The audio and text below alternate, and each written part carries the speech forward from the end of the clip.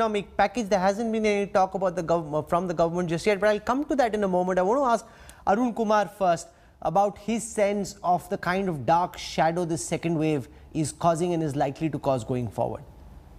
So, there is a huge uncertainty, as everybody has pointed out, because we don't quite know how long this wave will last. We can guess from the last wave what happened, or from the example of UK or Brazil, what might happen in the Indian economy.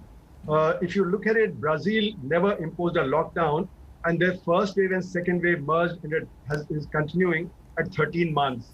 If you look at UK, the second wave lasted about 8 months with a slight dip in between in the month of November, and then a pickup in December, January. And that wave was about 8 months, and that was because they delayed the lockdown. Similarly, in the US, when there's a delay in the lockdown, the wave lasted.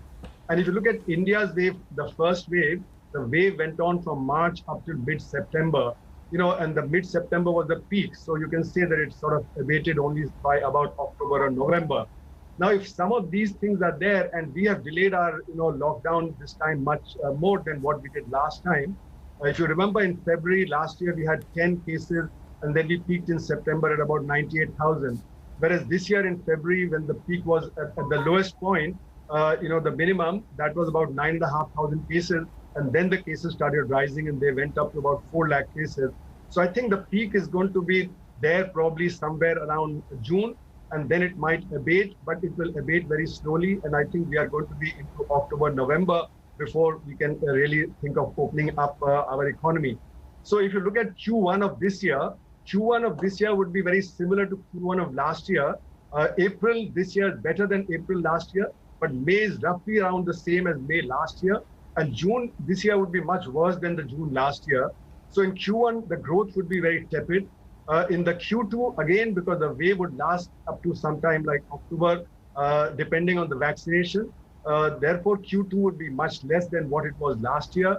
And Q3 and Q4 would be very uncertain because we have very little idea about what is happening with vaccination. If we were to achieve herd immunity, and if that was 60% of the population, then, we needed to have 1.7 billion vaccinations, which meant that, every month we needed to do about 170 million vaccinations every month. We started with only about 10 million a month in the month of January, and we haven't ramped it up enough. So I think the vaccination, for 60% would take at least. Okay, so you're writing off completely Q1. In Q2 as well, till about October, November, you think yes, and the economic activity will not bounce back? Ila Patnaik, is that a very negative and dismal? Yeah, go on, Arun Kumar. Given the consumer sentiment is down, and it was already down in January at 55.5 according to the RBI, and the capacity utilization was down to 63%. And that has fallen further, so both consumption and investment will be down. And also, one other thing that we need to take into account is that we are the economy worst hit at this point of time. Other economies are reviving. So capital flow out might take place. And what will happen is commodity prices are likely to rise. So in a situation where we are already facing trouble, if commodity prices rise outside, that will worsen the situation for us. And if capital flight takes place from the economy, that will further worsen the situation. Ila Patnaik, is that overly negative?